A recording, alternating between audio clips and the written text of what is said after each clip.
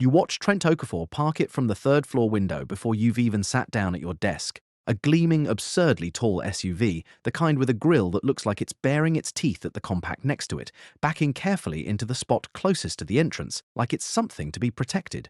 Trent mentions it twice before 10 a.m., once unprompted, once in response to a question nobody asked him. The old reflex kicks in before you've even had coffee. A familiar, low-grade itch. The specific irritation of watching someone else's new thing make your own 5-year-old sedan feel smaller than it did yesterday. You felt this exact itch before, about other people's kitchens, other people's vacations, other people's watches. You usually just sit with it until it fades. This time, for reasons you don't fully examine, you actually open a calculator app instead of just stewing. Trent's SUV, at the trim level he described, runs somewhere around $58,000 financed over 6 years. You don't know his rate, you plug in a conservative one anyway, then plug the monthly payment into a compounding growth calculator instead, set to the same 6 years, invested instead of financed. The number that comes back stops you for a second.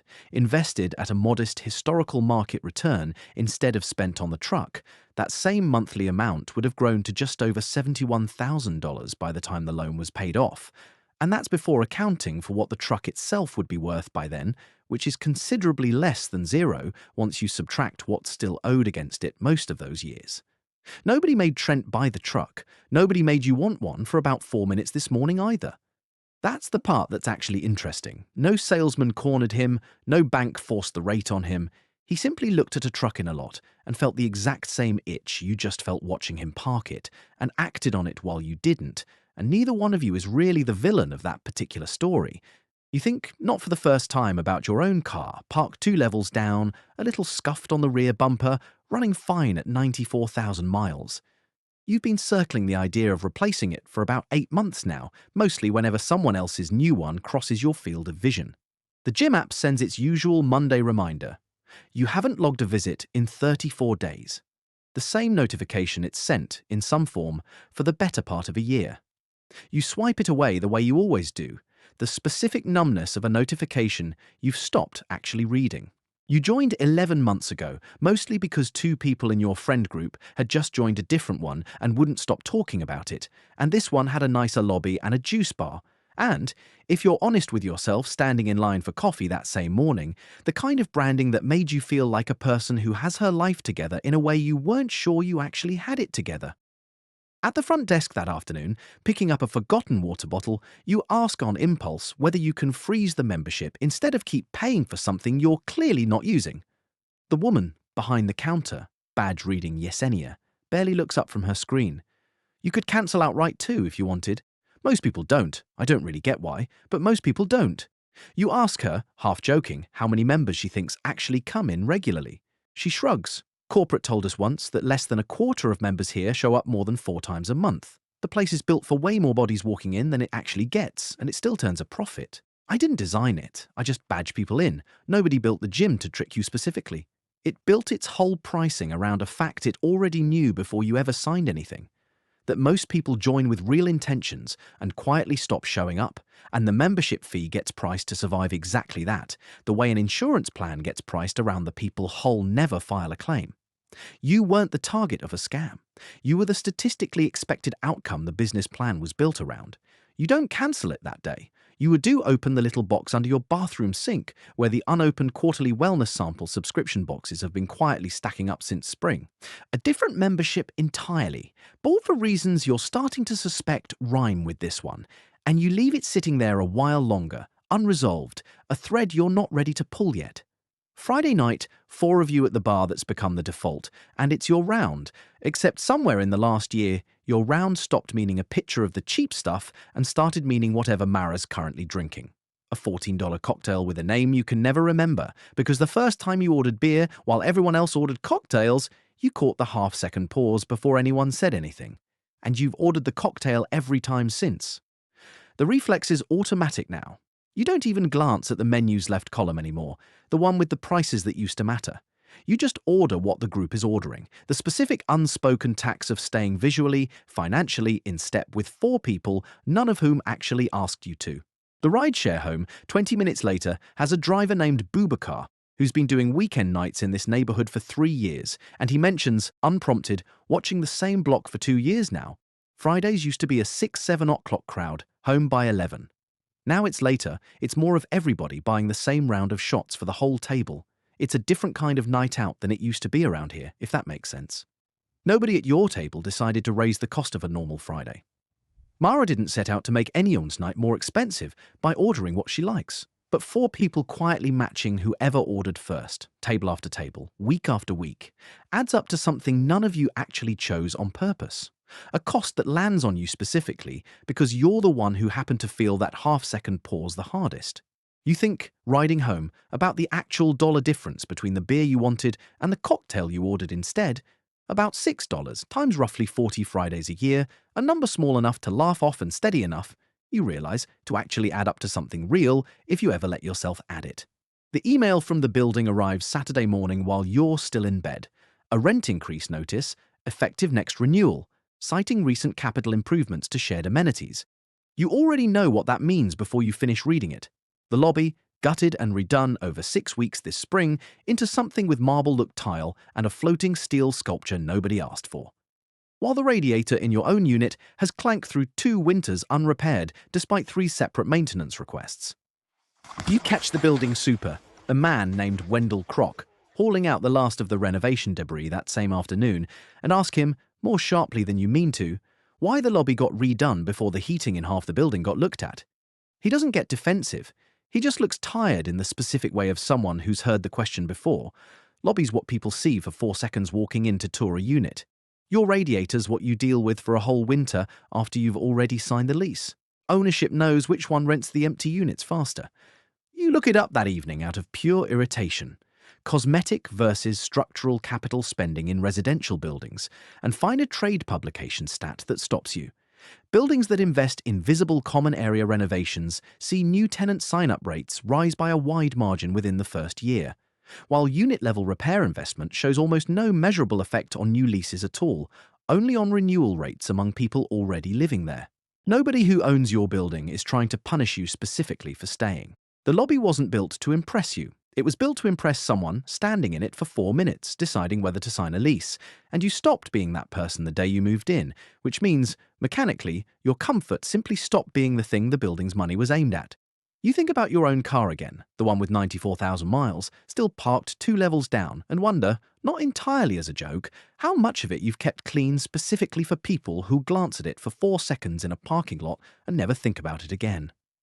Priya texts Sunday morning asking how the shop is doing. The resale sneaker account you started 8 months ago after she talked you into it over drinks, back when it sounded like the kind of thing successful people quietly did on the side. You've bought and reshipped 11 pairs since then. You tell her, the way you always tell her, that it's getting there. It isn't getting there. You open the actual spreadsheet you've been avoiding for weeks and add it up properly for the first time.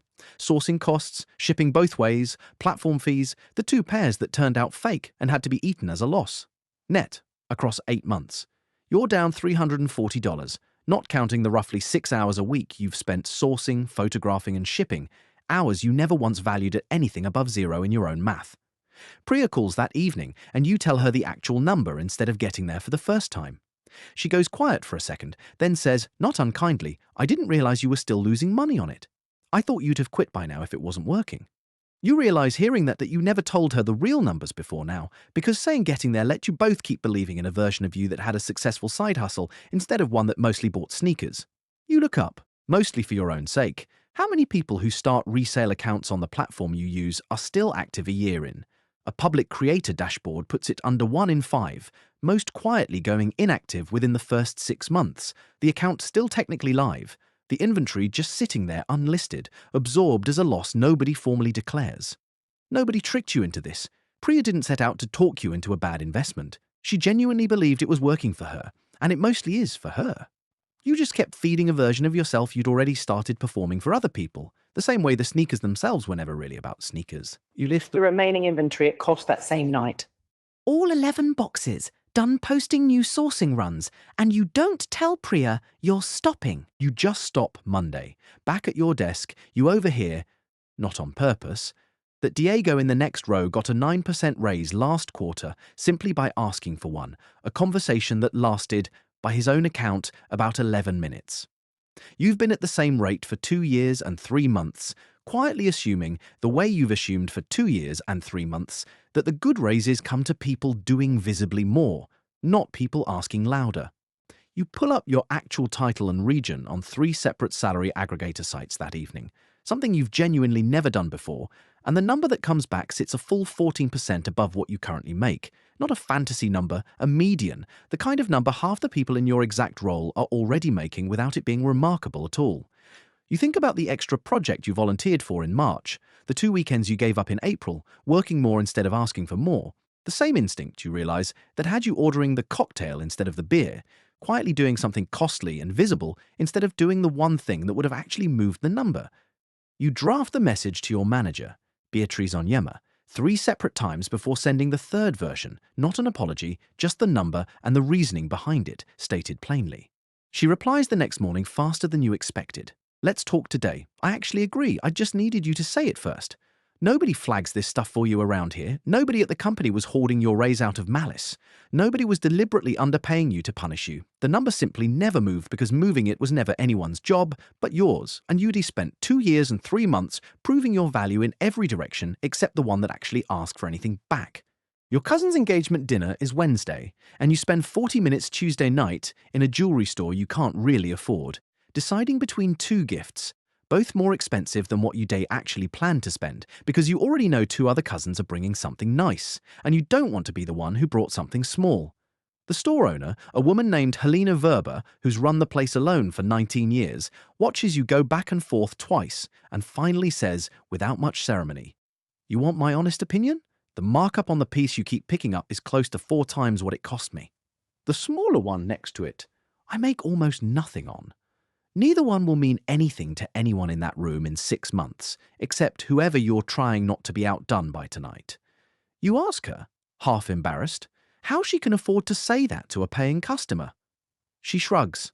"I've been doing this 19 years. Most people buying under this specific kind of pressure don't actually remember what they bought a year later. They remember whether they felt like they kept up. I'd rather you come back for your own reasons someday than buy something you resent me for tomorrow. You buy the smaller piece, it's not really about the piece at all, and you know that walking out, the same way the cocktail was never really about the drink, and the SUV was probably never really about the truck. Every one of these purchases has been a receipt for a feeling you were trying to produce in a room full of people who, if you're honest, are mostly worried about their own version of the exact same thing, not watching yours as closely as you assumed." Saturday again, 1 week later, Trent's SUV is still parked in the same spot from the window, still gleaming, still absolutely none of your business. You notice it this time without the itch attached, which surprises you a little, standing there with your coffee. The wellness box subscription finally gets cancelled that morning. 3 clicks, 11 months, and roughly $220 later, unopened boxes still stacked under the sink, a decision that took less time than picking a gift Tuesday night did. Nothing dramatic happens when you click it. The confirmation email is a single flat sentence. The sneaker inventory sells off slowly over the following weeks, most of it near cost, a few pieces at a loss you've already made peace with. Beatrice's team approves the new number 2 pay cycles later, quieter than the 11-minute conversation you'd built up in your head for 2 years. The radiator in your building gets fixed eventually. The same week, 2 other units on your floor get fixed too, a scheduling coincidence, rather than any change of heart from ownership. Nothing about your actual Saturday looks dramatically different because of any of it. The car's still the same car with the same scuff on the bumper. You still notice, every so often, the specific itch of somebody else's new thing crossing your line of sight. What's different is quieter than that. You've started asking, in a handful of specific places, what you were actually buying and who you were actually buying it for. And you've noticed that almost nobody on the other side of any of these purchases was ever thinking about you nearly as hard as you were thinking about them. You don't know yet whether Diego's raise or Trent's truck payment or Mara's usual order will ever change again. You're just no longer the person who wouldn't ask what she was actually paying for.